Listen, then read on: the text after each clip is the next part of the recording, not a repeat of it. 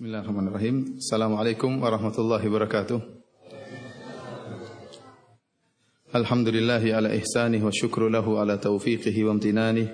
Wa ashhadu an la ilaha illallah wahdahu la syarika lahu ta'ziman li sya'nih. Wa ashhadu anna Muhammadan abduhu wa rasuluhu da'i ila ridwanih. Allahumma salli alaihi wa ala alihi wa ashabihi wa ikhwanih. Para hadirin dan hadirat, ikhwani fillah wa akhwati fid din, azani Allah wa iyyakum. Alhamdulillah pada malam hari ini Allah Subhanahu wa taala masih memberikan kita kesempatan untuk bisa berkumpul di masjid Allah Subhanahu wa taala dalam rangka untuk pelajari ayat-ayat Allah Subhanahu wa taala. Dan insyaallah pada malam hari ini saya akan menyampaikan tafsir dari surat Al-Ghasyiyah.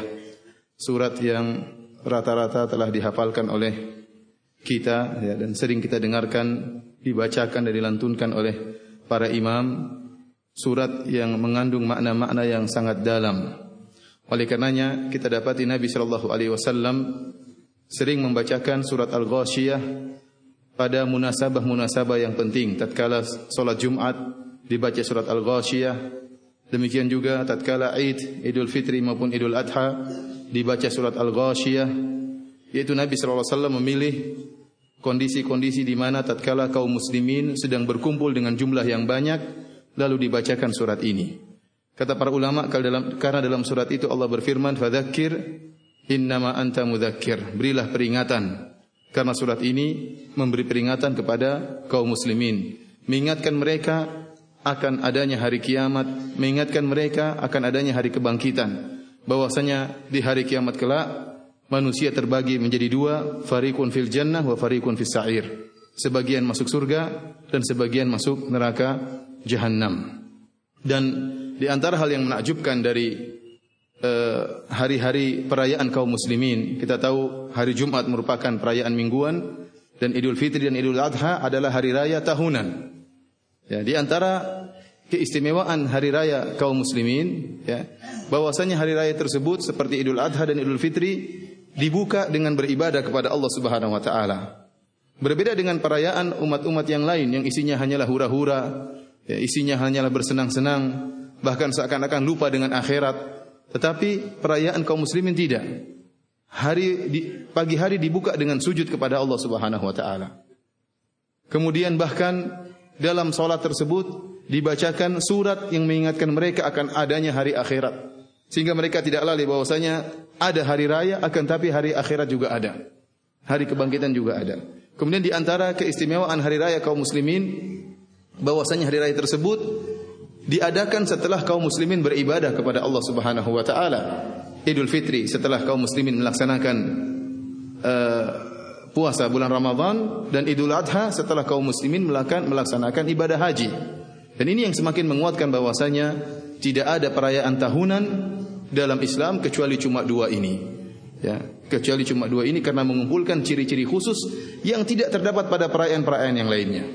Yaitu dibuka dengan salat, kemudian dilakukan setelah adanya ibadah yang luar biasa, yaitu ibadah puasa dan ibadah haji.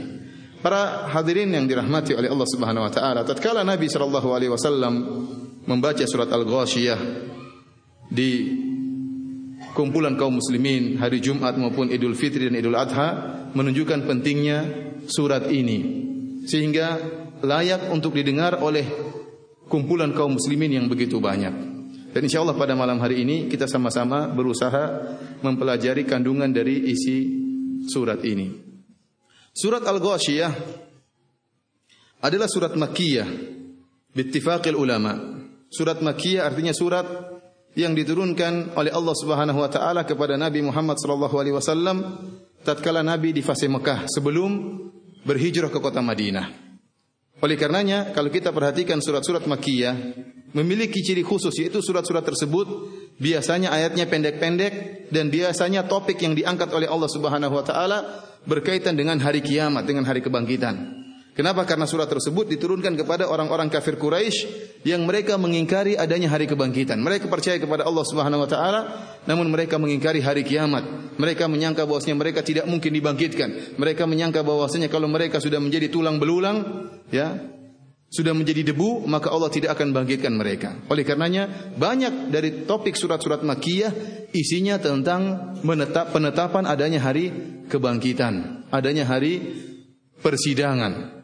Seperti isi dari surat Al-Ghasyiyah yang isinya adalah ancaman bagi orang-orang musyrikin yang mereka mengingkari adanya hari kebangkitan.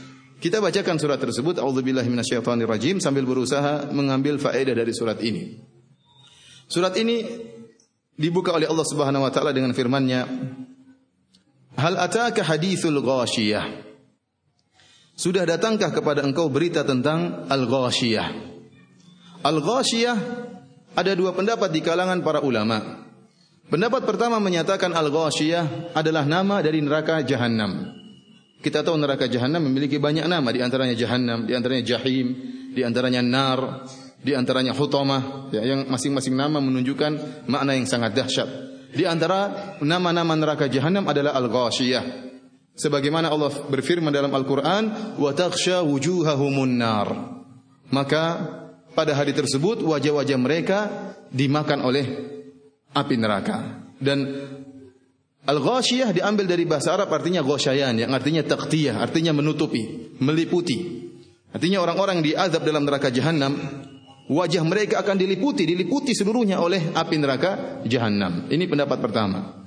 Pendapat yang kedua di kalangan ahli tafsir, Al-Ghasyiyah adalah salah satu nama dari nama-nama hari kiamat. Yang kita tahu hari kiamat pun memiliki banyak nama, seperti Yaumul Hisab, ya, kemudian Yaumul Mahsyar, At-Tammah, As-Sakhah, Yaumul Qiyamah, Yaumuddin, Yaumul Jaza. Di antaranya adalah Al-Ghasyiyah, yang kata para ulama dinamakan dengan Al-Ghasyiyah karena ahwal Yaumul Qiyamah, karena kedahsyatan hari kiamat pada hari tersebut meliputi seluruh manusia. Tidak ada yang lolos dari kedahsyatan hari kiamat. Hari yang sangat mengerikan. Oleh karena dalam ayat yang lain Allah mengatakan, fa idza ja'atit tammatul kubra. Jika datang malapetaka yang sangat besar. At-tammah dikatakan tammah jika malapetaka tersebut meliputi seluruh yang ada di atas muka bumi ini. Makanya dinamakan dengan Al-Ghasyiyah karena kedahsyatan hari kiamat akan meliputi seluruh manusia, tidak ada yang lolos dari kedahsyatan hari kiamat. Sehingga disebut dengan Al-Ghasyiyah. Kemudian Allah Subhanahu wa taala berfirman menjelaskan apa yang terjadi pada hari kiamat. Wujuhu yauma idzin khashi'ah. Pada hari tersebut ada wajah-wajah yang dalam keadaan tunduk dan terhina. Allah buka dengan kelompok yang masuk dalam neraka Jahannam, yaitu orang-orang kafir yang mengingkari hari kebangkitan, yang mengingkari adanya hari kiamat, yang menyangka bahwasanya mereka tidak akan dihisab, tidak akan disidang oleh Allah Subhanahu wa taala. Pada hari tersebut kata Allah Subhanahu wa taala, wujuhu yauma idzin khashi'ah. Wajah-wajah mereka dalam keadaan tunduk dan terhina. Kata para ulama, al-jaza' min jinsil amal. Balasan sesuai dengan amalan seseorang. Mereka orang-orang kafir tatkala di dunia, mereka tidak pernah khusyuk. Mereka tidak pernah menghinakan diri mereka untuk sujud kepada Allah Subhanahu wa taala. Mereka tidak pernah menghinakan diri mereka untuk beribadah kepada Allah Subhanahu wa taala. Hidup mereka hanyalah berhura-hura, hidup mereka hanyalah memuaskan hawa nafsu mereka, hidup mereka hanyalah senang-senang. Oleh karenanya sebagaimana Allah sebutkan dalam ayat yang lain, innahu kana fi ahlihi masrura. Di antara sifat-sifat orang kafir, innahu kana fi ahlihi masrura. Dia dahulu tatkala di dunia, di keluarganya bergembira, senantiasa bergembira, berhura-hura, senantiasa bersenang-senang, tidak pernah terbetik dalam hatinya bahwasanya dia akan disidang oleh Allah Subhanahu wa taala. Tidak pernah takut, tidak pernah tunduk kepada Allah Subhanahu wa taala. Oleh karenanya pada hari kiamat orang-orang ini akan dihinakan oleh Allah Subhanahu wa taala, ditundukkan oleh Allah Subhanahu wa taala, direndahkan oleh Allah Subhanahu wa taala. Berbeda dengan orang-orang mukmin, orang-orang yang beriman kepada Allah Subhanahu wa taala, pada hari tersebut wajah mereka berseri-seri. Kenapa? Tatkala mereka di dunia, mereka khawatir dan takut kepada hari kebangkitan. Mereka takut disidang oleh Allah Subhanahu wa taala. Mereka menundukkan wajah-wajah mereka untuk sujud kepada Allah Subhanahu wa taala. Inna kunna qablu fi ahlina musyfiqin, famanna Allahu alaina wa waqana adzabas samum. Mereka berkata, kami dahulu di keluarga kami dalam keadaan musyfiqin, dalam keadaan takut, dalam keadaan khawatir. Inilah sifat orang-orang yang beriman, senantiasa mengkhawatirkan adanya hari kiamat, sehingga dia senantiasa bersiap sedia untuk menemui hari tersebut. sehingga dia beribadah kepada Allah Subhanahu wa taala, merendahkan dirinya, sujud kepada Allah Subhanahu wa taala, bersedekah, berinfak, baca Quran, salat malam, ya, berpuasa, berumrah, berhaji, semuanya karena takut dengan hari persidangan. Maka tatkala mereka di dunia takut dengan hari kiamat, sadar bahwasanya mereka akan dibangkitkan, maka pada hari kiamat kelak Allah beri balasan dengan ketenangan yang sempurna. Ya, benar-benar mereka bahagia di akhirat kelak. Allah Subhanahu wa taala berfirman, "Wujuhu yauma idzin khashi'ah." Pada hari tersebut ada wajah-wajah yang tunduk dan terhina, itu wajahnya orang kafir. Amilatun nasibah. Di sini yang dimaksud dengan wajah-wajah adalah ashabul wujuh, pemilik wajah-wajah tersebut. Dan kita tahu terkadang dalam bahasa Arab wajah digunakan untuk mengungkapkan sang pemilik wajah, yaitu manusia itu sendiri. Ya, karena segala sesuatu nampak di wajah, sehingga wajah sering dijadikan sebagai takbir, sebagai pengungkap dari tubuh manusia. Yang masuk neraka bukan cuma wajahnya, tetapi seluruh tubuhnya. Tetapi wajah yang sering diungkapkan untuk mewakili dari tubuh manusia tersebut. Karena seorang tatkala sedih nampak di wajahnya, tatkala seorang bergembira nampak di wajahnya. Dan ini sama seperti firman Allah Subhanahu wa taala, "Wa yabqa wajhu rabbika dzul jalali wal ikram." Wa yabqa wajhu rabbika. Ya, yang tersisa atau yang kekal adalah wajhu rabbika, wajah Rabbmu. Maksudnya apa? Allah Subhanahu wa taala. Dan saya ingatkan bahwasanya ahlul bid'ah tatkala mereka mendatangi ayat ini, membaca ayat ini, wa yabqa wajhu rabbika dzul jalali wal ikram, dan yang tersisa atau yang abadi adalah, yang kekal adalah wajah Rabbmu, kata mereka maksudnya zat Allah Subhanahu wa taala. Allah tidak punya wajah. Kata mereka Allah tidak punya wajah. Dan ini hanyalah majaz katanya. Majaz, wajah maksudnya zat. Kita bilang ini bukan majaz dan ini benar-benar Allah memiliki wajah. Dan bahkan kita katakan dalam bahasa Arab ini merupakan bantahan yang paling telak yang disebutkan oleh Syekhul Islam Ibnu Taimiyah rahimahullah. Bahwasanya tidaklah suatu benda dimajazkan. Artinya saya tidak mengatakan wajah seseorang dan maksud saya adalah tubuhnya seluruhnya. Saya mengungkapkan dengan wajah untuk mewakili tubuhnya seluruhnya, majazan, kecuali karena orang ini memang juga punya wajah. Saya ulangi, wajah terkadang maksudnya apa? Zat. Dan contohnya juga seperti tangan. Dibilang tangan panjang maksudnya apa? Maksudnya apa? Suka bersedekah kalau dalam bahasa Arab.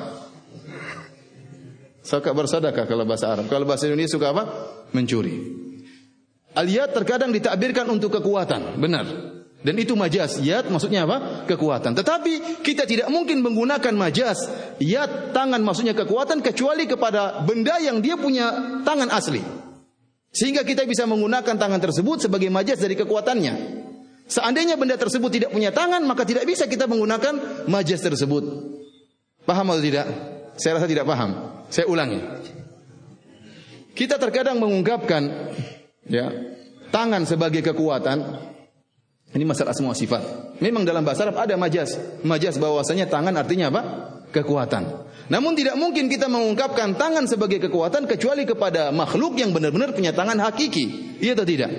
Tidak mungkin kita bilang sama misalnya meja, kita bilang tangan meja. Meja enggak punya tangan. Adanya kaki meja. Tapi kalau kita mengatakan dia memiliki tangan yang kuat, artinya apa dia? Dia kuat. Atau kita mengatakan dia tangannya panjang, artinya dia suka apa? Bersedekah, bukan suka mencuri ya. Maka tidaklah kita menggunakan majaz ini kecuali kepada zat yang memiliki tangan yang asli. Kita bilang kepada ahlul bidah, taruhlah wajah dalam firman Allah, wa yabqa wajhu rabbika dzul jalali wal ikram. Wajah di sini maksudnya adalah zat, maka kita mengatakan justru ini yang menunjukkan bahwasanya Allah punya wajah yang hakiki. Karena seandainya Allah tidak punya wajah hakiki, maka tidak mungkin digunakan wajah sebagai majaz dari zat. Paham atau tidak? Mudah-mudahan paham. Kita lanjutkan seperti ini, wujuhu yauma idzin khashi'ah. Tatkala Allah mengatakan wajah-wajah yang tunduk, maksud Allah wajah mereka tunduk dan tubuh mereka juga terhina. Namun Allah tidak menggunakan wajah sebagai wakil dari tubuh karena mereka memang karena mereka memiliki wajah-wajah yang hakiki. Kemudian kata Allah, amilatun nasibah. Yang mereka itu amilah, bekerja, nasibah, dalam keadaan kepayahan, dalam keadaan capek. Ada dua tafsiran di kalangan para ahli tafsir tentang ayat ini. Tafsiran pertama yang dipilih oleh Imam Al-Qurtubi rahimahullah dalam tafsirnya, amilatun ay amilatun fid dunya nasibatun fil akhirah. Artinya mereka adalah orang-orang yang beramal, bekerja keras di dunia, tetapi di akhirat sia-sia. Kepayahan yang mereka dapatkan, tidak mendapatkan hasilnya. Oleh karenanya Imam Al-Qurtubi membawakan riwayat dari Umar bin Khattab radhiyallahu taala anhu, tatkala Umar bertemu dengan seorang pendeta yang sudah sangat tua. Pendeta yang sudah sangat tua, kemudian Umar menangis tatkala melihat pendeta tersebut. Kata Umar, amilatun nasibah. Lihat pendeta tua ini dalam kesesatan yang nyata, beribadah kepada Allah Subhanahu wa taala. Bahkan pendeta mungkin tidak menikah gara-gara ingin mendekatkan diri kepada Allah Subhanahu wa taala. Mungkin dia berpuasa, mungkin dia mengharamkan beberapa perkara agar mendekatkan diri kepada Allah Subhanahu wa taala, akan tapi di akhirat nasibah, kepayahan, tidak mendapatkan nilai di sisi Allah Subhanahu wa taala. Maka Umar pun menangis melihat orang yang sudah tua ini ternyata dalam kesesatan. Kemudian juga Al-Imam Al-Qurtubi rahimahullah membawakan riwayat dari Ali bin Abi Thalib. Tatkala menafsirkan ayat ini, kata Ali bin Abi Thalib, hum ahlu harura. Mereka adalah orang-orang Khawarij yang mereka di dunia benar-benar ibadahnya luar biasa. Sampai-sampai Nabi SAW berkata, tahkiruna salatakum ma'a salatihim wa siyamakum ma'a siyamihim.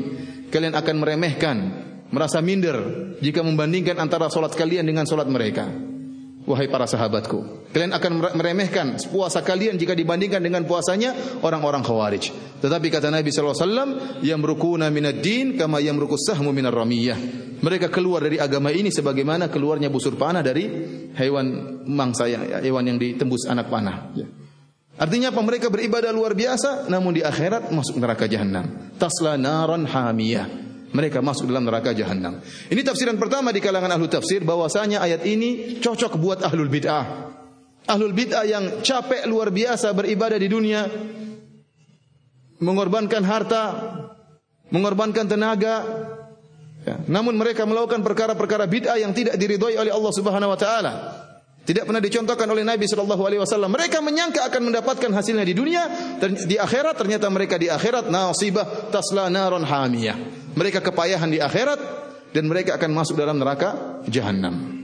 Ini tafsiran pertama. Tafsiran yang kedua yang dipilih oleh sebagian ahli tafsir, bahwasanya ayat ini amilatun nasibah tasla naron hamiyah berkaitan dengan penghuni neraka jahanam. Ini tafsiran yang lebih kuat. Kenapa? Karena konteks ayat dalam surat Al-Ghasyiyah tentang penghuni neraka jahanam. Sejak awal Allah sudah berkata wujuhu yauma idzin khasyiah. Pada hari tersebut nampak wajah-wajah yang terhinakan, wajah yang rendah, direndahkan oleh Allah Subhanahu wa taala. Mereka dihukum di akhirat amilatun. Mereka dibuat kerja keras oleh Allah Subhanahu wa taala. Nasibah, dalam keadaan kepayahan di akhirat kelak. Ini adalah hukuman bagi orang-orang yang kafir kepada hari kiamat. Oleh karenanya mereka sejak mau meninggal sudah dibuat payah oleh Allah Subhanahu wa taala.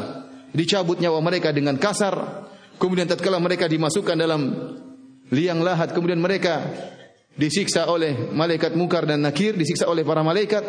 Kemudian tatkala mereka dibangkitkan dalam keadaan kepayahan di bawah terik matahari dengan jarak 1 mil. Berbeda dengan kaum mukminin, mereka akan dinaungi dengan naungan arsy Allah Subhanahu wa taala. Adapun orang-orang kafir, mereka dibangkitkan dalam penuh kepayahan sehingga keringat mereka bercucuran. Kemudian tatkala mereka dibangkitkan di akhirat, mereka akan melewati di sidang dengan sidang yang sangat mengerikan.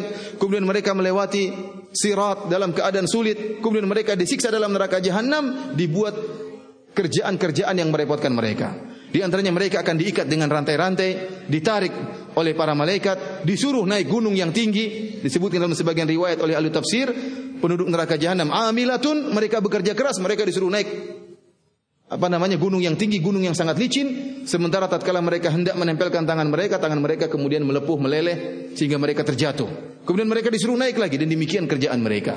Amilatun nasibah, dalam keadaan payah, dalam keadaan lelah, capek dan bekerja keras. Itu dihukum dengan pekerjaan-pekerjaan yang berat, disuruh memikul rantai oleh Allah Subhanahu wa taala. Tasla naron hamiyah. Kemudian mereka masuk dalam neraka atau api yang sangat panas, ya. Kita tahu api neraka jahanam sangatlah panas. Disebutkan dalam riwayat dipanaskan 1000 tahun, kemudian dipanaskan lagi 1000 tahun, kemudian dipanaskan lagi sampai bahwasanya api neraka jahanam berwarna hitam karena saking panasnya. Kata Allah, tusqa min ainin aniyah. Mereka diberi minum dengan air dari sumber yang sangat panas. Dan mereka juga diberi makan. Laisa lahum ta'amun illa min dhari'. Tidak ada makanan bagi mereka kecuali dhari'. Para hadirin dan hadirat yang dirahmati oleh Allah Subhanahu wa taala, penghuni neraka jahanam, mereka merasa haus dan mereka merasa lapar. Dan Syekh Muhammad bin Shalih Al-Utsaimin rahimahullah menyebutkan, kenapa mereka kehausan? Kenapa mereka kelaparan? Karena mereka telah berdiri di padang mahsyar fi yaumin kana miqdaruhu 50 alf sanah. Pada hari di mana satu hari seperti 50.000 tahun. Mereka berdiri dalam keadaan panas, matahari dengan jarak 1 mil, keringat mereka bercucuran, ya. Sehingga mereka dalam masa penungguan tersebut dalam keadaan sangat lapar dan sangat haus. Sehingga tatkala mereka dimasukkan dalam neraka jahanam, mereka juga merasakan panasnya api neraka jahanam, sehingga kehausan menyerang diri mereka. Sangat haus. Dan mereka minta minum kepada Allah Subhanahu wa taala. Wa iyastaghithu yughathu bima'in kalmuhli yashwil wujuh bi'sas syarab. Kata Allah Subhanahu wa taala, mereka minta tolong agar diberi air minum bagi mereka. Air minum yang didatangkan bagi mereka, air minum yang sangat panas, sebagaimana besi atau logam yang dileburkan karena panas, saking panasnya, sebelum mereka memasukkan dalam perut mereka, wajah mereka sudah meleleh, terpanggang dengan uapnya air panas tersebut. Namun mereka harus minum karena mereka sangat kehausan. Akhirnya meskipun air yang sangat panas tersebut karena kehausan yang menyerang kerongkongan mereka, maka mereka terpaksa minum air yang sangat panas tersebut yang sebelum masuk dalam kerongkongan mereka sudah membakar wajah mereka. Dan tatkala air tersebut masuk dalam perut mereka, kata Allah, faqatta'a am'a'ahum. Maka kemudian air tersebut akan mencabik-cabik usus-usus mereka. Namun mereka harus minum. Mereka harus minum karena kehausan yang amat sangat. Ibarat seperti seorang yang terkena penyakit dan dia merasa sakit yang luar biasa dan dia harus diamputasi. Dan dia memilih diamputasi meskipun dia tahu amputasi tersebut juga sakit, tetapi dia harus diamputasi. Seperti itu kira-kira. Artinya dia merasa kehausan dan dia tahu air ini akan membinasakan dia, tapi dia harus minum juga. Ini minuman mereka. Bagaimana dengan makanan mereka? Kata Allah Subhanahu wa taala, laisa lahum ta'amun illa min dhari'. Tidak ada makanan bagi mereka kecuali dhari'. Dhari' juga ada dua tafsiran di kalangan para ahli tafsir. Tafsiran pertama menyatakan bahwasanya dhari' diambil dari bahasa Arab, artinya yatadarra, dari yatadarru, dari tadarru. Artinya benar-benar ya merendah, minta pertolongan kepada Allah Subhanahu wa taala. Tatkala mereka memakan makanan tersebut, maka mereka merasakan kesakitan yang amat parah sehingga mereka yatadarraun, minta pertolongan kepada Allah Subhanahu wa taala. Mereka minta agar dimatikan, ya.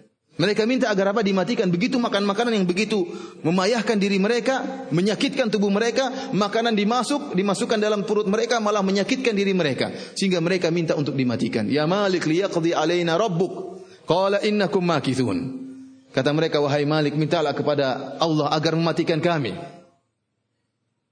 Walladzina kafaru lahum naru jahannam la yuqda alaihim fayamutu wa la yukhaffafu anhum min adzabiha kadzalika najzi kulla kafur. Adapun orang-orang penghuni neraka jahanam, maka mereka tidak akan dimatikan oleh Allah Subhanahu wa taala. Innakum makithun, kalian akan tetap tinggal dalam neraka jahanam. La yuqda alaihim fayamutu, mereka tidak akan dimatikan. Wa la yukhaffafu anhum min adzabiha, dan tidak akan dikurangi azab mereka. Karena kesakitan yang amat parah yang mereka rasakan akibat makanan tersebut, mereka minta diringankan azabnya. Yukhaffif 'anna yawman minal azab, ya. Ud'u rabbakum, mintalah kepada Rabb kalian agar mengurangi siksaan yang kami rasakan meskipun satu hari saja. Akan tapi apa jawaban Allah Subhanahu wa taala kepada penghuni neraka jahanam dengan ayat, ya, sebagaimana penjelasan Syekh Abdurrahman bin Nasir As-Sa'di, ayat yang paling mengerikan bagi penghuni neraka jahanam. Allah mengatakan, "Fadzuqu falan nazidakum illa adzaba." Silakan kalian rasakan, ya, siksaan neraka jahanam, Dan kami tidak akan menambah bagi kalian kecuali azab. Mereka minta mati, enggak dimatikan oleh Allah. Mereka minta keringanan, tidak diberi keringanan oleh Allah. Bahkan Allah mengatakan, "Falan nazidakum illa azab." Kami tidak akan menambahkan bagi kalian kecuali azab. Artinya apa? Ada kemungkinan azab mereka ditambah dengan berbagai macam model azab yang lain karena tidak ada tambahan. Setiap hari yang ada tambahan adalah model azab yang lain. Atau azabnya akan ditinggikan kualitasnya. Semakin parah, semakin ngeri azabnya. Tidak ada tambahan bagi mereka kecuali azab. Ini ayat yang paling mengerikan bagi penghuni neraka jahanam. Mereka minta mati, mereka minta dikurangi, ternyata diberi tambahan azab oleh Allah Subhanahu wa taala.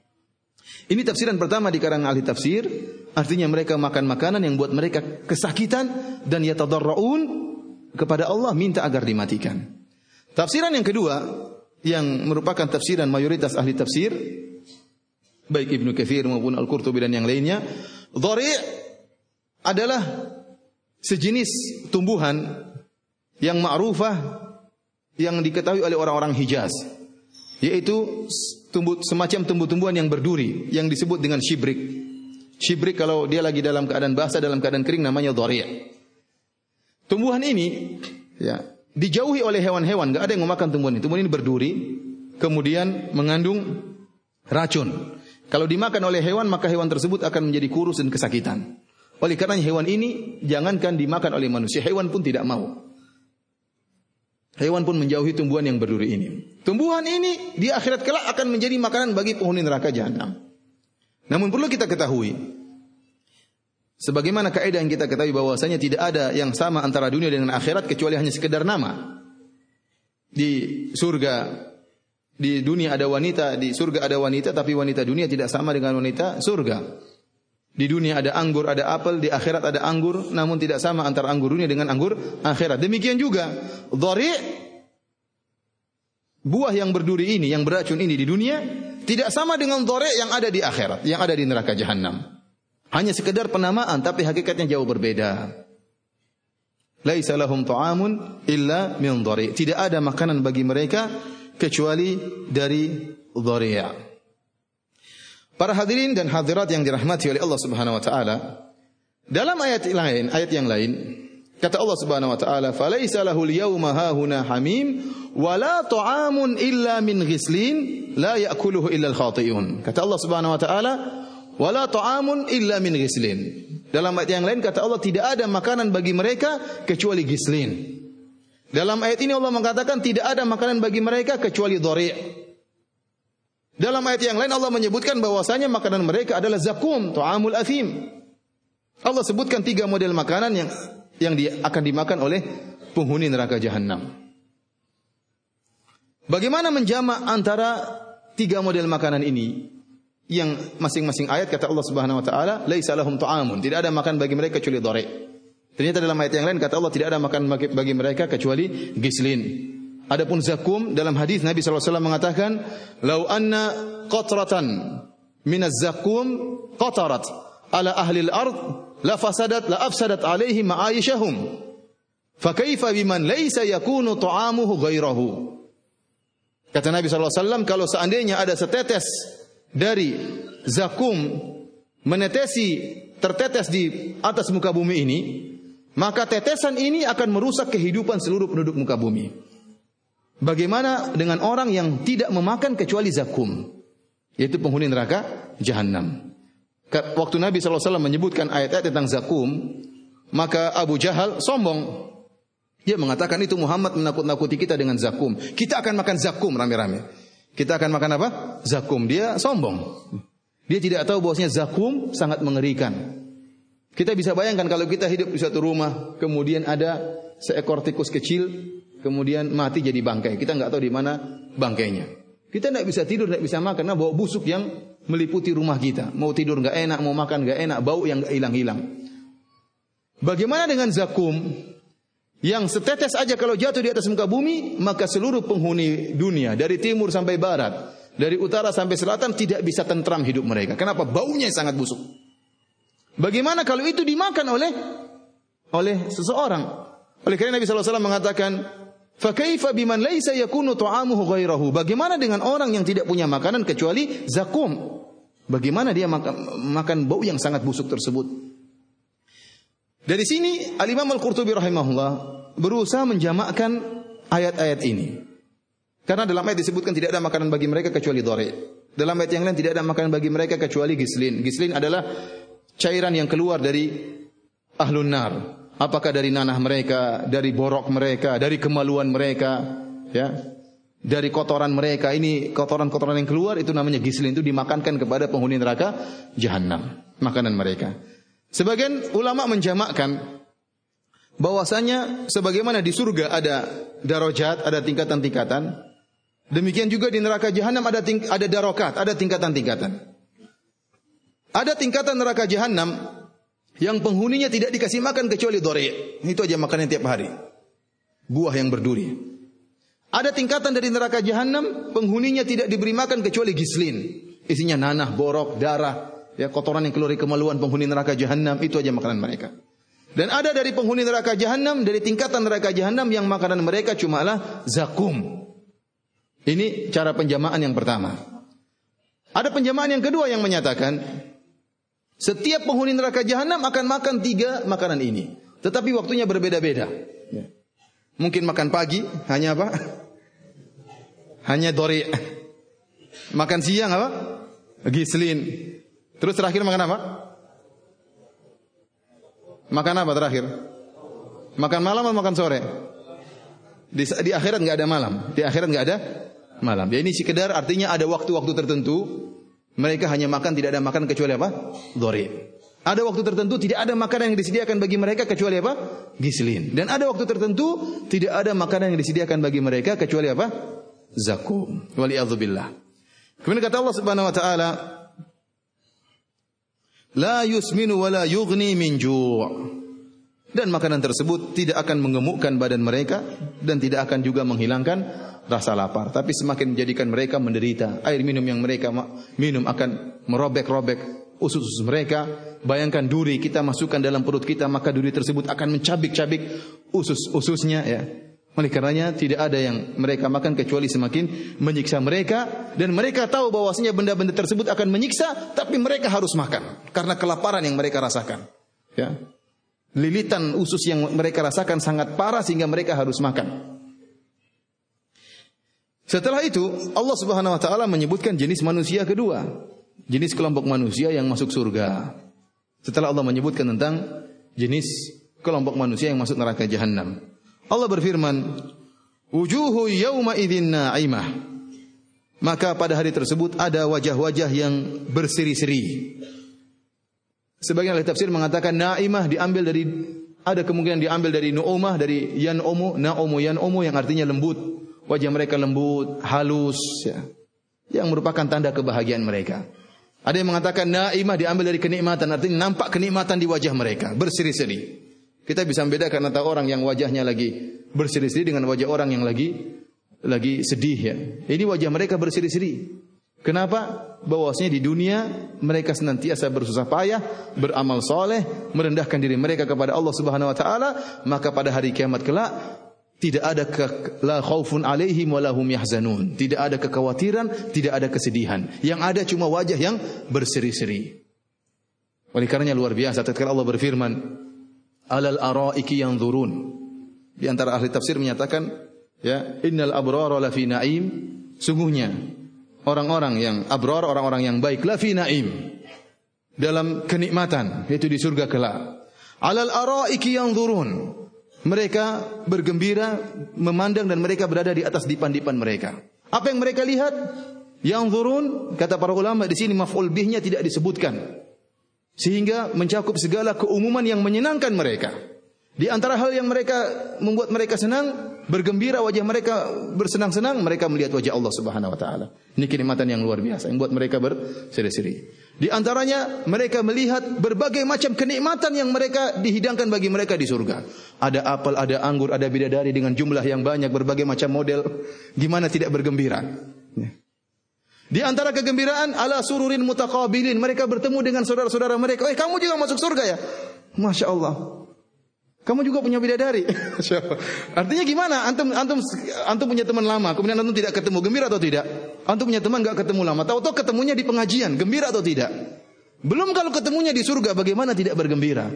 Ini yang membuat mereka, wajah mereka apa? Berseri-seri. Di antara yang membuat mereka bergembira, mereka melihat bagaimana penghuni neraka jahanam diazab, sehingga mereka semakin bersyukur kepada Allah. Alhamdulillah Allah selamatkan kami dari azab yang pedih. Ini perkara-perkara yang membuat mereka bergembira. Belum tatkala mereka merasakan kenikmatan tersebut, bagaimana tidak bergembira? Belum bagaimana tatkala mereka memeluk bidadari, bagaimana tidak bergembira? Belum bagaimana kalau mereka mencicipi khamar-khamar yang ada di akhirat, bagaimana mereka tidak bergembira? Oleh karenanya wujuhu yauma idzin na'imah. Pada hari tersebut wajah mereka berseri-seri, tidak ada kekhawatiran sama sekali, tidak ada kesedihan sama sekali.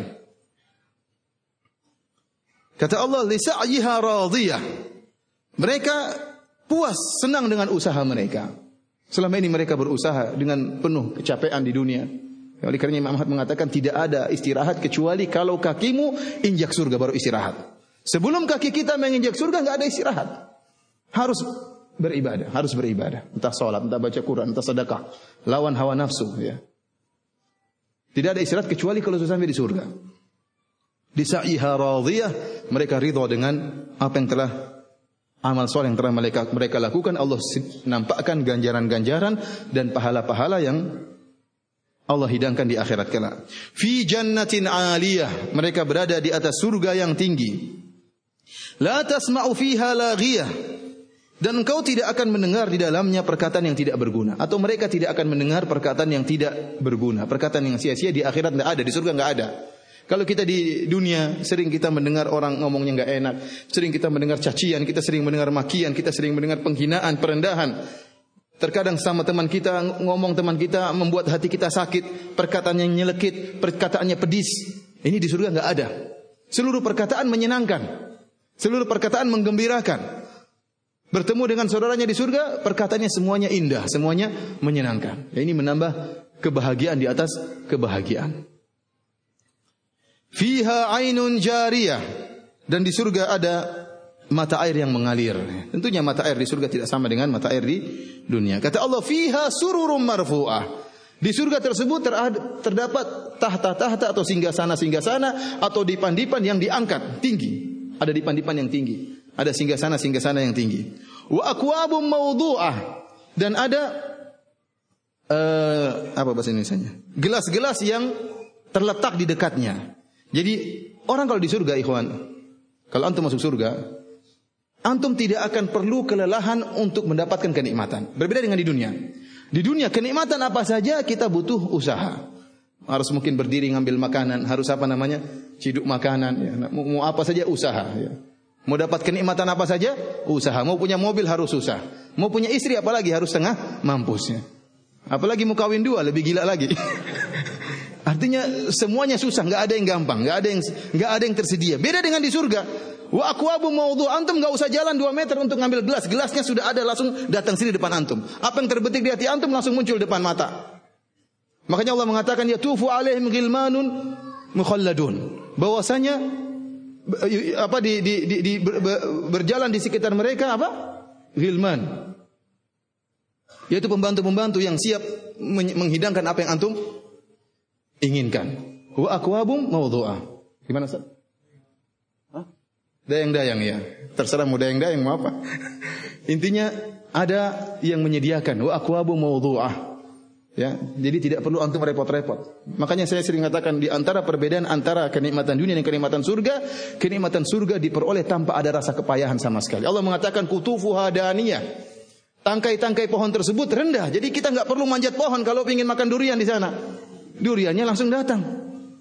Tidak ada namanya durian jatuh di surga, enggak ada. Tidak perlu manjat, semuanya kutufu hadaniyah. Semuanya tersedia dengan mudah. Kenikmatan akhirat diraih tanpa ada kepayahan sama sekali. Kemudian kata Allah Subhanahu wa taala, "Wa namariku masfufa." Namarik dari numruk, numruk artinya wisada, wasaid, yaitu bantal-bantal yang untuk digunakan bersandar. Allah mengatakan masfufah. Bantal-bantal tersebut tersusun rapi, bersaf-saf. Ya ikhwan, jadi kenikmatan di surga bukan sekedar indah, bukan sekedar nikmat, tapi dia tersusun rapi. Tidak seperti kita masuk rumah mungkin amburadul, berantakan, ya, ada benda-benda indah tapi berantakan. Di surga enggak, teratur rapi, luar biasa. Bahkan kata Allah, wa namariku masfufah, bahkan bantal-bantalnya tersusun, tidak amburadul, jadi enak dipandang. Enak dipandang, pemandangan sangat indah yang ada di surga. Kata Allah, wa zarabiyyu mabthutsah, dan permadani-permadani yang terhampar. Di mana seorang penghuni surga ingin duduk, maka di situ langsung terhampar permadani.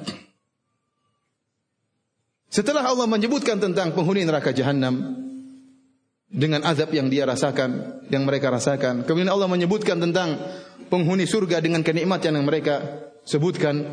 Dan ini adalah thariqatul Quran, cara Al-Quran menyebutkan ahlun nar dan kemudian Allah menyebutkan ahlul jannah. Menyebutkan inzar, peringatan, dan Allah menyebutkan juga bisyarah. Dan demikianlah seorang dai tatkala berdakwah mengumpulkan antara memberi peringatan dan memberi kabar gembira. Jangan sampai seorang dai isinya cuma mentahdir aja kerjanya. Memberi hati-hati, bid'ah syirik, bid'ah syirik, bid'ah syirik, enggak ada pembahasan lain. Kapan bahas bidadari? Tapi menggabungkan antara keduanya, karena orang rasa takut jangan dibuat takut terus, dibuat rindu dengan apa? Surga. Sehingga dia di antara khauf dan raja. Setelah itu Allah Subhanahu wa taala mengajak mereka, orang-orang Arab terdahulu ya, yang diturunkan ayat-ayat ini untuk merenungkan tentang keagungan Allah dalam ciptaan-ciptaannya. Allah mengatakan, afala yanzuruna ilal ibili kaifa khuliqat. Apakah mereka tidak melihat kepada onta bagaimana diciptakan? Wa ilas samaa'i kaifa rufi'at. Apakah mereka tidak melihat bagaimana langit ditinggikan? Wa ilal jibali kaifa nusibat. Apakah mereka tidak melihat bagaimana gunung dipancangkan? Wa ilal ardi kaifa sutihat. Apakah mereka tidak melihat bagaimana bumi dibentangkan? Ini Allah mengajak mereka untuk merenungkan tentang keagungan makhluk-makhluk Allah yang menunjukkan keagungan penciptanya. Yang pertama kali Allah ajak adalah memikirkan tentang penciptaan onta. Oleh karena tatkala Syuraih Al-Qadhi membaca ayat ini, afala yanzuruna ilal ibili kaifa khuliqat. Apakah mereka tidak melihat bagaimana onta diciptakan? Maka dia mengatakan, ukhruj bina nanzur ilal ibil kaifa khuliqat. Ayo kita keluar, kita lihat onta, bagaimana onta diciptakan oleh Allah Subhanahu wa taala. Ini di antara menjalankan perintah Allah, merenungkan tentang keajaiban dari makhluk onta ini. Kalau kita sekarang susah lihat onta ya. Lihat kambing atau lihat apa, onta enggak ada di sini. Ya. Tapi kalau kita di Arab, kita bisa datang lihat onta, bisa lihat langsung, ya, bisa naik ontanya, dan onta adalah hewan yang menakjubkan. Pada kesempatan yang berbahagia ini, saya akan menyebutkan beberapa keajaiban onta atau keunikan dari hewan onta ini. Para hadirin dan hadirat yang dirahmati oleh Allah Subhanahu wa taala, onta digelari dengan safinatus sahra, yaitu kapal padang pasir. Kenapa dia berjalan dengan begitu mudahnya menembus padang pasir, seakan-akan kapal yang berlayar berlabuh di lautan. Onta hewan yang hebat, bisa mengantarkan penunggangnya melintas negara, dari Hijaz ke Yaman, dari Hijaz ke Syam, ke Damaskus, ke Syria, dengan onta tersebut. Hewan yang sangat luar biasa. Dan hewan tersebut di antaranya mudah untuk ditunggangi. Hewan tersebut mudah untuk ditunggangi. Saya tidak tahu ada hewan seperti onta. Onta hewannya tinggi. Tetapi kalau seorang ingin menungganginya, maka dia duduk dulu supaya untuk apa? Dinaiki. Baru kemudian dia berdiri. Kalau kuda enggak, antum harus loncat. Kuda antum harus loncat. Himar antum harus apa? Loncat. Onta enggak. Dia badannya gede, wajahnya menakutkan, badannya keras, kalau tendang orang bisa mati. Tapi dia mau tunduk untuk kita apa? Naiki. Dia bisa duduk untuk kita naiki. Oleh karena Imam Al-Qurtubi rahimahullah menyebutkan, kenapa setelah Allah menyebutkan tentang nikmat-nikmat surga, fi jannatin 'aliyah, di surga yang tinggi, fiha sururum marfu'ah, dalam surga tersebut ada singgasana-singgasana yang ditinggikan. Kenapa setelah itu Allah sebutkan tentang onta? Kata Imam Al-Qurtubi rahimahullah, bisa jadi seorang Arab tatkala membaca ayat ini, dalam surga ada dipan-dipan yang ditinggikan, gimana naiknya?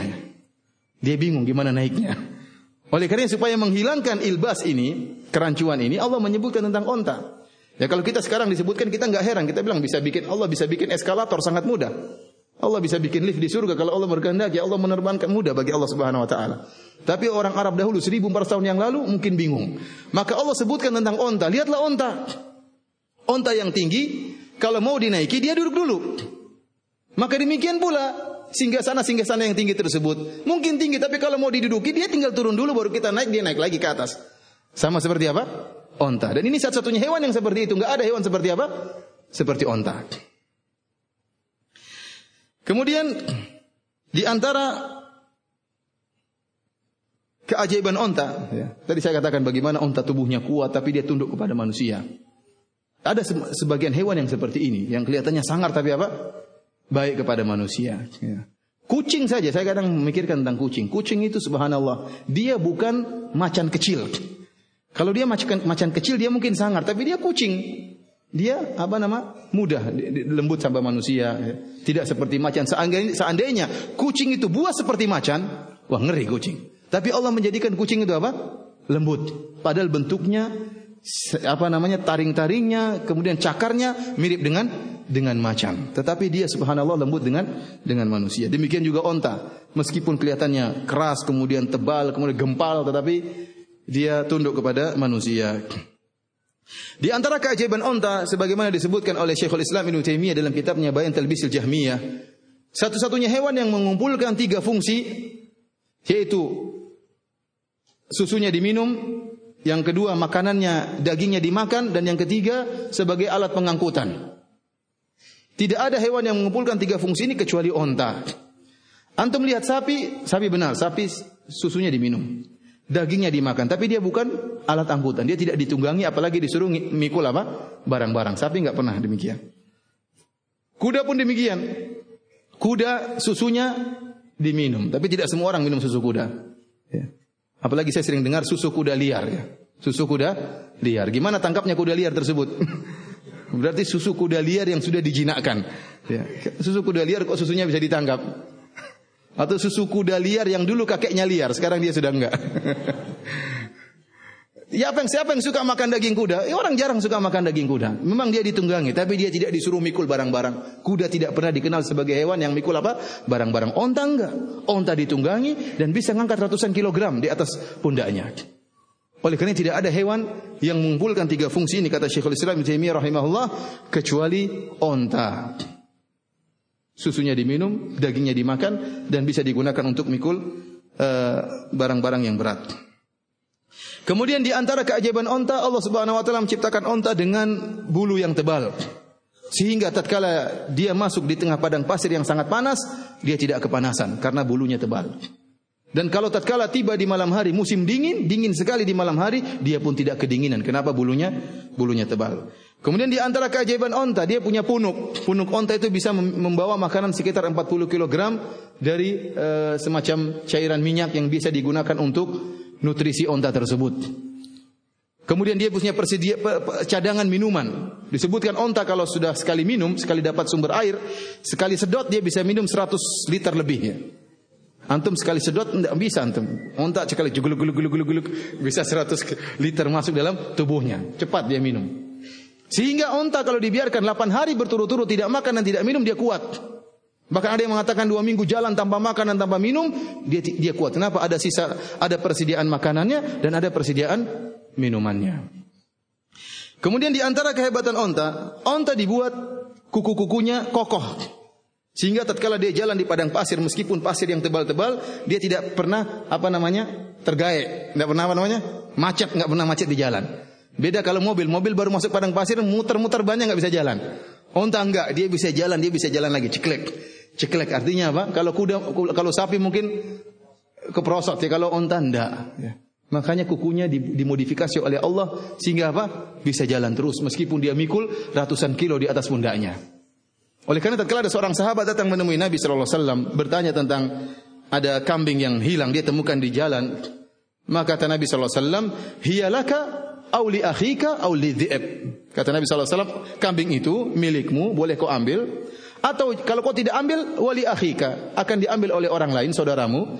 Kalau kau dan saudaramu tidak ambil, li dhi'ab, maka akan dimakan oleh serigala. Artinya boleh ngambil kambing yang hilang untuk diselamatkan. Tetapi kalau onta, kemudian dia mengatakan, "Ya Rasulullah, bagaimana saya kalau ketemu onta yang hilang?" Kata Nabi, "Malaka walaha." Apa urusanmu dengan onta tersebut? Alaiha hidha'uha, ya. Wasiqa'uha. Bahwa onta tersebut dia punya kuku, dia punya kaki, dan dia punya cadangan makanan. Biarin dia pergi sampai ketemu dengan tuannya. Tidak usah kau ambil onta, selamatkan onta. Beda kalau kambing. Kalau onta, dia bisa menyelamatkan dirinya sendiri. Para hadirin rahmati Allah Subhanahu wa taala, di antara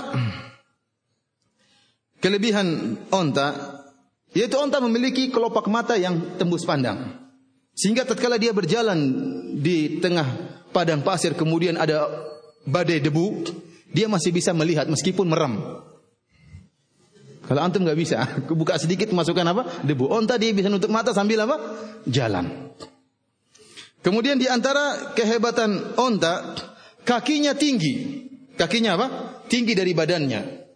Kata ahli onta, para ulama onta, bahwasanya kaki tinggi tersebut fungsinya apa? Supaya dia kalau kakinya pendek nanti badannya perutnya kepanasan karena dari uapan panas padang pasir, sehingga dibuat jarak yang khusus sehingga tidak kepanasan perutnya dan dia terus bisa melanjutkan apa? Perjalanan.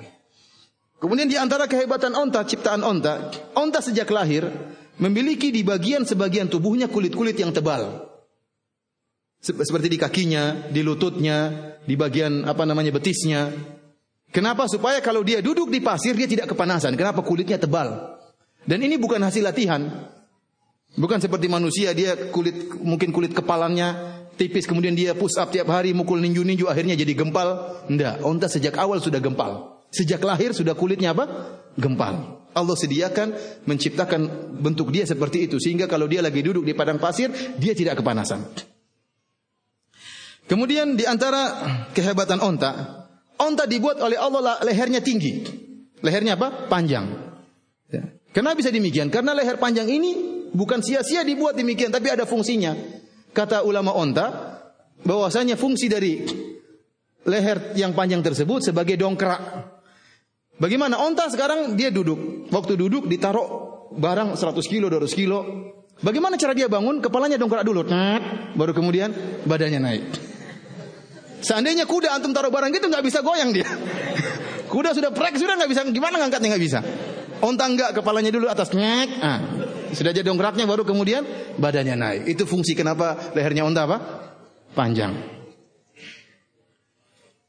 Kemudian di antara kelebihan onta, antum bisa lihat mulutnya. Mulutnya dibuat seperti segi empat. Saya nggak tahu antum lihat kalau dia lagi makan seperti apa.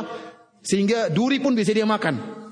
Duri pun dia bisa makan karena mulutnya dibuat nggak tahu bagaimana modelnya sehingga apa bisa ngunyah benda-benda yang keras. Bahkan disebutkan oleh ulama onta bisa minum air laut. Kalau kuda sudah minum air laut mampus. Onta terkadang dia bisa minum air laut kemudian dia suling dengan ginjalnya. Jadi ginjalnya spesial bisa mengolah apa? Air laut. Kalau nggak ada air tawar dia bisa minum air laut. Kemudian di antara kelebihan onta antum tidak punya kelebihan. Banyak antum kelebihan antum banyak, tapi onta juga punya kelebihan. Di antaranya susunya, susunya dan air seninya obat. Dalam hadis yang masyhur antum semua sudah tahu kisah Uraniyin, ijtawul Madinah tatkala datang kota Madinah kemudian terkena penyakit demam, maka Nabi sallallahu alaihi wasallam amarahum an yashrabu min albaniha wa abwaliha. Rasulullah SAW memerintahkan mereka untuk minum susu onta dan minum apa? Kencing onta. Ternyata kencingnya sudah diperiksa, air seni onta ternyata steril. Tidak mengandung apa? Bakteri-bakteri. Kalau kencing kita banyak bakterinya. Kencing onta bakterinya tidak ada sehingga bisa dibuat untuk jadi apa? Obat. Bahkan disebutkan saya baca-baca tentang khasiat kencing onta bisa menyembuhkan penyakit orang yang ketombean bisa pakai kencing apa? Kencing onta. Kemudian kalau para wanita suka menggunakan kencing onta di rambut mereka sehingga rambut mereka menjadi agak pirang, jadi indah. Oleh karenanya istri-istri antum kalau ingin rambutnya pirang pakai kencing onta.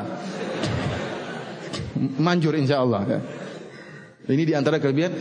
Namun bagaimana cara minum kencing onta? Maka ini bervariasi ya. Saya baca beberapa pendapat ijtihadat para dokter tentang cara minum kencing onta. Mereka punya aturan-aturan tertentu. Ada yang mengatakan minum air susu onta dulu beberapa waktu, kemudian baru beranjak kepada minum air kencing onta. Ada yang mengatakan dicampur ya. Dulu saya mengira kita ngambil setengah liter air kencing onta kemudian minum gelak-gelak gitu, enggak. Ternyata mereka mengatakan kita mengambil segelas air susu onta kemudian kita campur dengan misalnya 3 sendok kencing apa? Onta baru diminum. Masing-masing punya cara-cara tersendiri. Yang jelas kencing onta adalah obat. Kalau tidak percaya minum ya. Kemudian di antara kelebihan onta daya ingatnya yang sangat kuat. Saya pernah pergi ke peternakan onta. Kemudian saya bertanya tentang milik onta, bagaimana? Katanya daya ingat onta sangat kuat. Kata dia bilang, iya benar. Kami pernah kehilangan seekor onta. Saya lupa dia sebut di Taif atau di Taif atau di Tabuk. Saya lupa. Saya ingat saya di Tabuk. Allah alam antara Taif dengan Tabuk. Kalau Tabuk sekitar 750 km, kalau Taif sekitar 500-600 km. 550 km. Kami kehilangan onta tersebut, dia balik lagi ke kota Madinah. Bayangkan. Kandangnya di mana? Di kota Madinah. Hilangnya di Taif 500 km, dia bisa balik ke mana? Kalau Indonesia mungkin bingung. Dia entah lewat mana. Onta kan tidak bisa baca. Mana pelakat Surabaya, Jakarta, kemana. Tapi dia bisa balik lagi. Apakah dengan melihat bintang? Wallahu alam bisawab. Yang jelas dia punya insting. Sehingga dia bisa kembali kemana? Ke tempat kampungnya. Subhanallah. Ya. Tambah pakai JPRS. Jalan, bisa. Kemudian, ikhwani fillah azanillahu wa iyyakum. Di antara sifat onta yang spesial adalah onta sangat pencemburu. Di sini saya pernah tanyakan langsung kepada seorang Indonesia yang kerja sebagai pengurus onta. Dia bilang, Ustaz, onta sangat pencemburu. Jadi kalau onta seekor jantan punya istri misalnya 10 atau 11 atau 12, banyaklah betina-betinanya. Satu kotik, satu gerombolan. Kalau ada betinanya yang ketinggalan, onta ini enggak akan biarkan, dia akan mundur cari betinanya. Dia, apalagi kalau ada jantan yang lain, oh tidak dia biarkan. Dia akan selamatkan, dia tidak bilang saya sudah punya 11, kamu ambil aja yang satunya, enggak. Tapi dia selamatkan, dia balik cari dan dia selamatkan. Benar-benar perhatian sama istrinya, tidak mau dilirik sama jantan yang lain. Oleh karenanya kalau sampai sang onta lagi berhubungan sama betinanya, kemudian ada jantan yang lain lagi nonton, dia akan bunuh.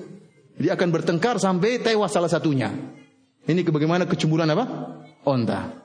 Oleh karena orang-orang Arab yang suka makan onta, cemburunya tinggi. Berbeda dengan babi. Kalau babi enggak punya rasa malu, dia punya istri, dia bilang sama babi yang lain, tafadhol katanya. Tafadhol. Oleh karena orang-orang barat yang suka makan babi enggak punya malu. Istrinya jadi, silakan dicicipi istri saya, silakan dicium, silakan dianu. Enggak punya malu. Silakan dipajang istrinya. Kenapa suka makan babi? Menghilangkan rasa malu.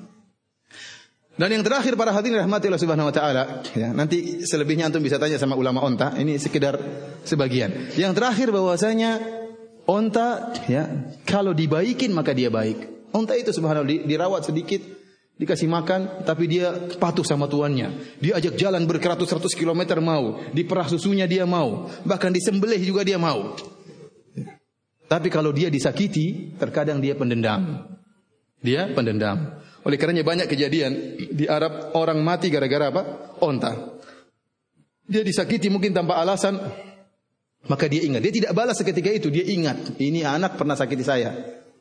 Dan keingat dendam itu terkadang kata para ulama onta bisa bertahan 2, 3 tahun, 4 tahun, dia tidak lupa. Dia masih ingat wajah ini, wajahnya sudah dia scan. Orang ini meskipun 4 tahun kemudian dia akan balas dendam. Kalau kapan dia ketemu dengan kesempatan, dia akan balas dendam. Ya, sampai terjadi kematian beberapa kali. Ya. Onta tersebut tidak lupa dengan, ya, bahwasanya dia pernah dizalimi. Sampai tersebar cerita. Ya, ini ada seorang yang dia mukul ontanya marah, dan dia tahu ontanya dendam. Dari pandangan ontanya dia sadar, onta ini sedang dendam sama saya. Nanti malam dia pasti cari masalah sama saya. Akhirnya orang ini, karena dia tahu ontanya lagi dendam, maka dia buat semacam kemah yang biasa dia tidur. Maka dia buat seperti orang-orangan, dia letakkan seperti orang-orangan, kemudian dia taruh selimut yang biasa dia pakai, pakaian yang biasa dia pakai, kemudian ditutup selimut. Nanti malam onta pasti ke sini. Benar. Malam hari tersebut dia ngintip ontanya benar, jalan. Onta yang lagi marah itu jalan menuju ke kemahnya. Setelah sampai di kemahnya, onta tersebut masuk. Onta itu segera duduk menduduki boneka tadi, kemudian digosok-gosok sama onta tersebut, diinjak-injak. Kemudian onta tersebut sudah merasa puas, sudah tewas, maka dia pun lega. Dia keluar dengan apa? Lega. Tahu-tahu dia keluar ketemu tuannya, Assalamualaikum. Ya enggak, dia enggak gitu. Artinya dia ketemu kaget, onta tersebut masih hidup. Onta itu saking jengkelnya langsung mati seketika. Karena wah ini kurang ajar, kena jantung. Ini cerita yang tersebar di saking katanya mereka onta kalau sudah dendam terkadang berbahaya. Inilah ikhwani fillah azanillahu wa iyyakum. Kenapa Allah mengatakan afala yanzuruna ilal ibili kaifa khuliqat? Lihat bagaimana onta diciptakan. Allah memilih onta dibanding dengan hewan-hewan yang lain. Tentunya keajaiban-keajaiban yang Allah beri di atas muka bumi ini sangat banyak. Selain Allah mengatakan Afala yanzuruna ilal ibili kaifa khuliqat. Udah azan kan? Belum. Wa ilas samai kaifa rufi'at. Apakah mereka tidak melihat bagaimana langit ditinggikan? Langit juga makhluk yang sangat menakjubkan. Ya. Allah Subhanahu wa taala berfirman, "Was samaa banainaha bi aidin wa inna lamusiun." Langit yang kami ciptakan dengan kekuatan, wa inna lamusiun, dan kami membuat langit tersebut luas. Oleh karenanya makhluk yang kita lihat yang paling luas, yang paling besar adalah langit. Kita enggak tahu sampai sekarang di mana ujung langit, kita enggak tahu. Langit benda yang sangat luas, kemudian naik tinggi. Bi ghairi amadin tarawunaha. Allah tinggikan langit tersebut di atas bumi sebagai payung atau atap dari bumi tanpa ada tiang yang menyangga atap tersebut. Ini menakjubkan. Oleh karena Allah Subhanahu wa taala berfirman, "A antum ashaddu khalqan amis sama' banaha, rafa'a samkaha fasawwaha." Apakah kalian wahai manusia lebih hebat penciptaannya atau penciptaan langit? Penciptaan langit lebih hebat. La khalqus samawati wal ardi akbaru min khalqin nas. Sungguhnya penciptaan langit dan bumi lebih hebat daripada penciptaan manusia. Langit luar biasa besarnya. Allah tinggikan tanpa adanya tiang, luar biasa yang kita lihat bagaimana megahnya langit tersebut, dihiasi dengan bintang-bintang. Sampai dalam langit tersebut ada makhluk-makhluk besar seperti bulan, seperti matahari. Luar biasa langit ini. Dan kita tidak pernah tahu mana batas cakrawala langit.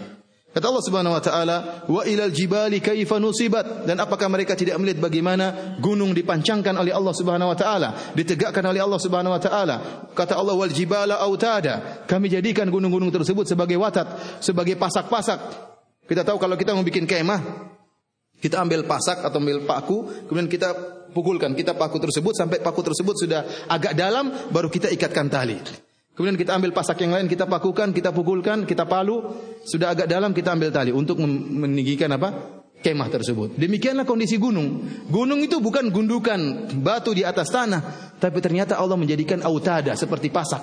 Dalam gunung itu menjulang ke dalam. Selain dia menjulang ke atas, dia juga menjulang ke mana? Ke dalam. Makanya Allah tamakan dengan autada. Padahal itu di zaman yang tidak ada kecanggihan teknologi. Allah namakan dengan autada. Karena Allah Maha tahu apa yang Allah ciptakan. Wa ilal ardi kaifa sutihat, dan bagaimana bumi dihamparkan. Bagaimana bumi dimudahkan, mudah untuk dilewati, ya, mudah untuk bercocok tanam untuk kehidupan, ya, dihamparkan oleh Allah Subhanahu wa taala. Tidak semuanya terjal, enggak ada bumi yang rata, yang datar, mudah untuk ditinggali. Jadi ini semua kenikmatan-kenikmatan yang menunjukkan akan keagungan Allah Subhanahu wa taala. Kata Al-Hafidz Ibnu Katsir rahimahullah, ayat ini kalau diterapkan bagi seorang Arab Badui yang sedang naik onta, kalau dia lagi naik onta, yang pertama kali dilihat apa? Ontanya. Afala yanzuruna ilal ibili kaifa khuliqat. Oh, ontanya luar biasa. Kemudian kalau lihat ke atas, wa ilas samai kaifa rufi'at. Lihat ke atas, langit luar biasa. Kemudian dia turunkan pandangannya sedikit, wa ilal jibali kaifa nusibat. Kemudian dilihat ke bawah, wa ilal ardi kaifa sutihat. Sehingga kemanapun arah pandangannya dia arahkan, semuanya menunjukkan akan keagungan Allah Subhanahu wa ta'ala. Kemudian kata Allah, fadzakir innama anta mudzakir lasta alaihim bimusaitir. Dan berilah peringatan karena sungguhnya engkau hanyalah yang memberi peringatan. Lasta alaihim bimusaitir. Kamu bukanlah orang yang berkuasa atas mereka. Wa ma anta alaihim bijabbar. Kau tidak bisa memaksa mereka. Hidayah di tangan Allah Subhanahu wa taala. Kau hanya memberikan petunjuk. Hidayatul irsyad, hidayatul taufik dari Allah Subhanahu wa taala, ya. Kau tidak bisa memaksa mereka. Iman dari Allah Subhanahu wa taala. Tugasmu hanyalah innama alaikal balagh. Kau hanya menyampaikan. Illa man tawalla wa kafar, kecuali orang yang berpaling dan kafir, fayu'adzibuhu Allahul adzabal akbar. Maka Allah akan mengazabnya dengan azab yang besar. Hal ini menunjukkan ada azab yang selain yang terbesar, yaitu azab kuburan, itu juga azab. Adapun azab di akhirat kelak adalah al-azab al-akbar, azab yang terbesar. Kemudian kata Allah Subhanahu wa taala, inna ilaina iyabahum. Kepada kamilah mereka akan kembali. Tsumma inna alaina hisabahum, dan sungguhnya kamilah yang akan menghisab mereka. Artinya Nabi wahai Muhammad sallallahu alaihi wasallam berdakwahlah. Mereka tidak terima atau mereka terima. Kalau mereka tidak terima, maka mereka akan kembali kepada kami dan kami yang akan menghisab mereka. Tugasmu hanyalah berdakwah, menyampaikan kebenaran kepada mereka. Demikianlah para hadirin ikhwan dan akhwat, ya, apa yang bisa kita sampaikan sedikit dari tafsir surat Al-Ghasyiyah. Kalau ada yang bertanya, saya persilakan.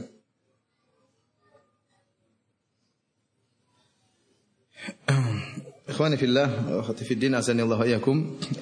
Ini kita akan menjawab beberapa pertanyaan yang mungkin untuk kita jawab ya. Apakah ada dalil yang sahih atau alasan mutlak dari para ahli tafsir untuk mengatakan bahwa ahlul bid'ah masuk dalam ancaman dalam surat Al-Ghasyiyah ayat 1 sampai 6 tersebut? Allah bisawab, saya katakan ada pendapat sebagian ulama ya. Tatkala mereka seperti Imam Al-Qurtubi, dia mengatakan amilatun nasibah. Amilah namanya amal itu di dunia, di akhirat tidak ada lagi amal. Oleh karenanya hal ini berkaitan dengan orang yang beramal di dunia dan mendapat kecelakaan di mana? Di akhirat. Maka disebutkan riwayat-riwayat tadi bahwasanya di antaranya seperti pendeta Nasrani yang beramal di dunia. Kata Allah, "Qul hal nunabbi'ukum bil akhsarina a'mala alladziina dhalla sa'yuhum fil hayatid dunya wa hum yahsabuna annahum yuhsinuna sun'a." Maukah kami kabarkan kepada kalian tentang orang-orang yang paling merugi amalan mereka? Ya. Yang mereka menyangka bahwasanya mereka telah berbuat sebaik-baiknya di dunia, namun mereka ternyata merugi di mana? Di akhirat. Ya. Kemudian riwayat dari Ali bin Abi Thalib bahwasanya Khawarij ya. Wallahu bisawab, ini pendapat ya.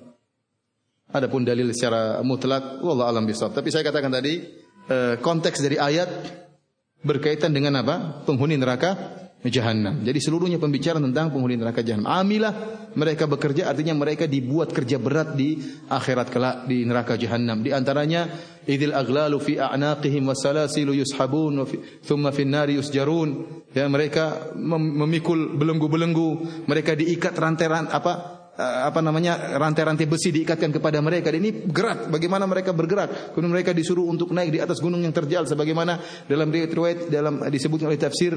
Oleh karenanya mereka amilah, artinya mereka bekerja keras, dibuat capek di akhirat. Saya lebih condong pada pendapat bahwasanya ini berkaitan dengan jenis azab yang dirasakan oleh penghuni neraka Jahannam. Wallahu alam bisawab. Tapi ada pendapat ulama yang mengatakan masuk dalamnya ada ahlul bid'ah. Wallahu alam bisawab. Dan saya ingatkan ikhwani fillah azanillahu wa iyyakum, dan ini sering saya ulang-ulang bahwasanya kebanyakan khilaf dalam tafsir itu bukanlah khilaf tadad, khilaf bertentangan, tapi khilaf tanawwu, khilaf yang merupakan contoh-contoh. Mereka memandang ayat ini umum, mencakup orang kafir dan juga mencakup apa? Ahlul bid'ah. Ya. Sehingga banyak nanti kita dapati khilaf-khilaf dalam tafsir, ya khilaf bukan pertentangan, berbeda dengan khilaf dalam fikih. Asal dalam khilaf fikih adalah pertentangan. Satunya bilang haram, satunya bilang apa? Halal. Ya. Satunya bilang makruh, satunya bilang sunnah, satunya bilang bid'ah, satunya bilang sunnah misalnya mustahab. Ini khilaf yang bertentangan dalam satu hukum. Tapi kalau khilaf dalam tafsir kebanyakan contoh, satunya bilang contohnya ini, satunya bilang ini, satunya bilang itu. Semuanya adalah zikrul amsilah.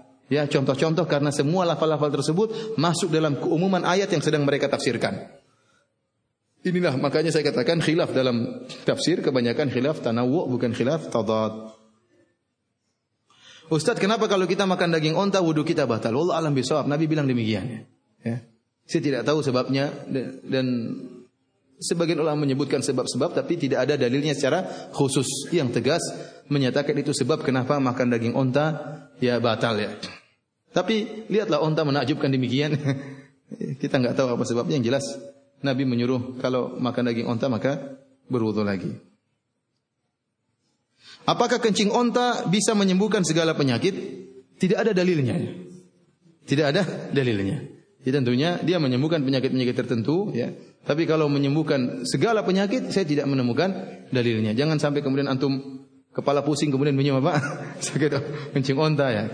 Tapi kencing onta luar biasa, banyak penyakit yang bisa disembuhkan. Bahkan penyakit albino, sebagian orang mengatakan bisa disembuhkan dengan kencing onta. Tapi ontanya harus khusus.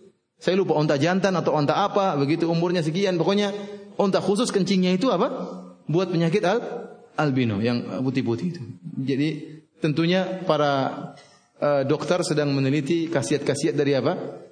Kencing-kencing onta. Tapi banyak penyakit yang bisa dia sembuhkan. Tapi kalau menyatakan seluruh penyakit disembuhkan dengan kencing onta, maka tidak ada dalilnya.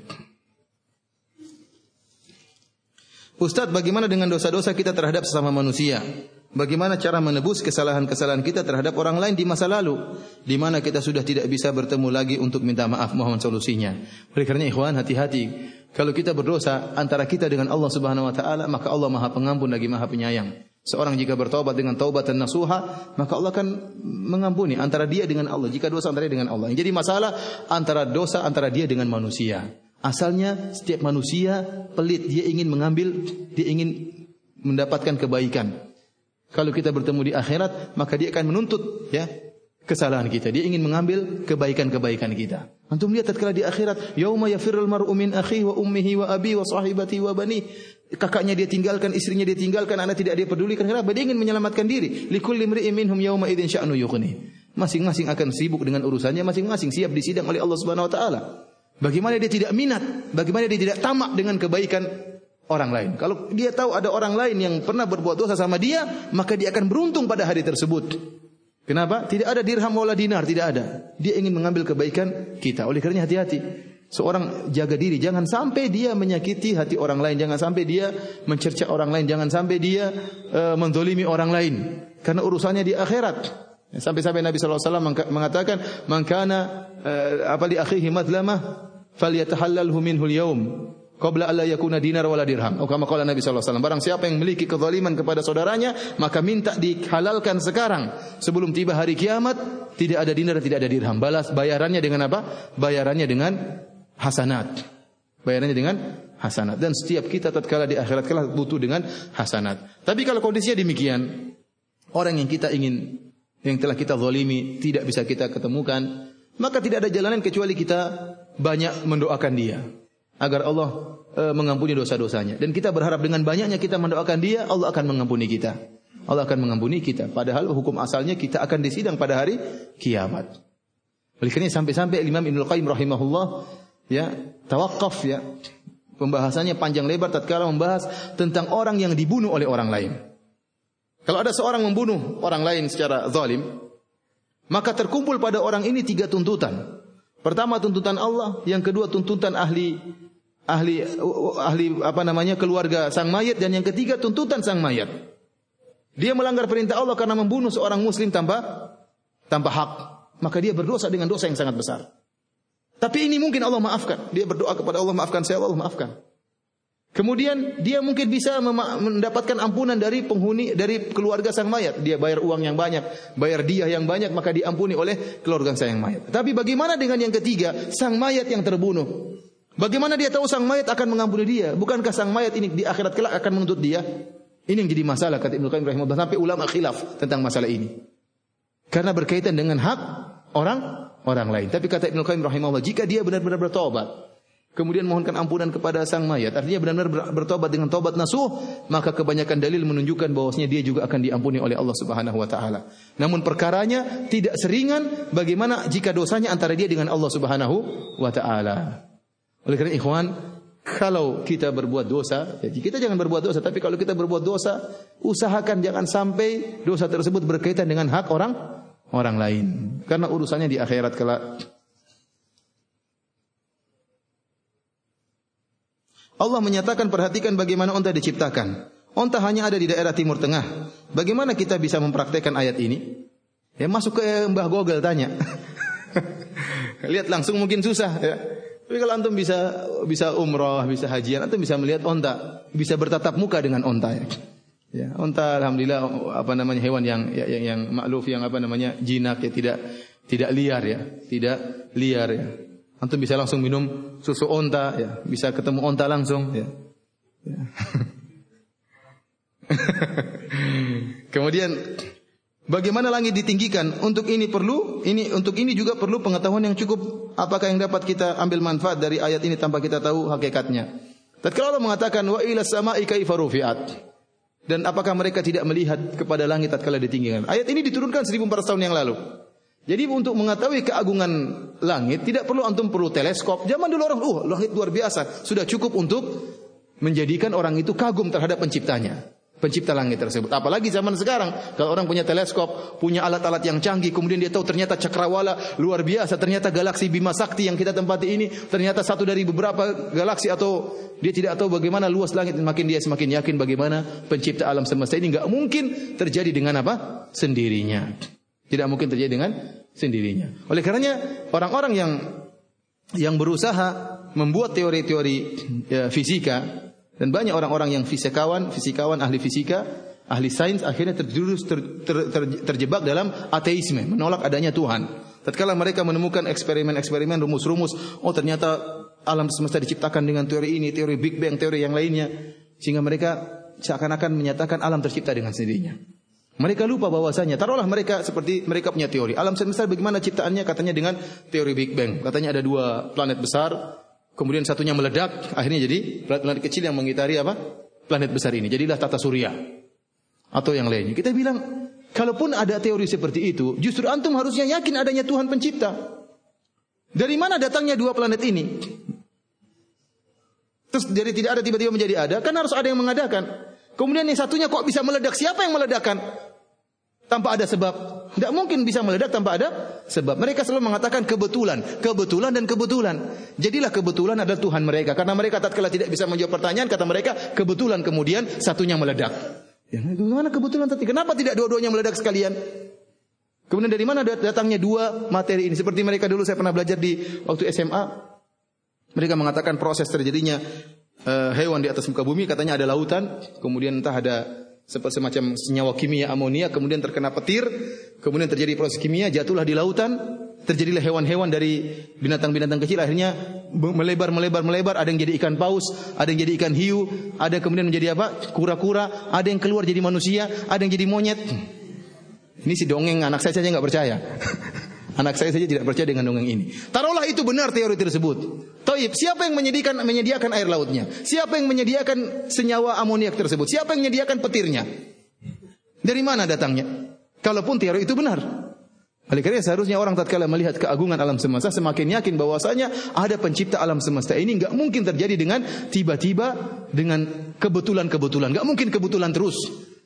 Kalau terjadi secara kebetulan, bisa jadi anak baru lahir kebetulan hidungnya di atas, kebetulan jantungnya di luar, bisa jadi. Tapi tidak, semuanya enggak ada yang kebetulan terjadi dengan rapinya. Wa fi anfusikum afala tubsirun, kata Allah Subhanahu wa taala, apakah kalian tidak melihat bagaimana jiwa-jiwa kalian, bagaimana tubuh kalian? Ini pertanda tentang keagungan Allah. Barang siapa yang ingin tahu bagaimana hebatnya fungsi organ-organ tubuh, tanya para dokter. Ulama apa? Ulama jasad. Tanya kepada mereka. Coba kalau Allah ciptakan jantung di luar. Kalau ada orang marah sama antum langsung dia pejet. Langsung selesai. Alhamdulillah di dalam. Kalau di luar orang lagi ngomong, ditarik selesai. Game over sudah selesai. Oleh karena para hadirin rahmatillah subhanahu wa taala, justru kita tatkala melihat keajaiban alam semesta semakin yakin bahwasanya di balik ini semua ada pencipta yang sangat luar biasa, dialah Allah Subhanahu wa taala.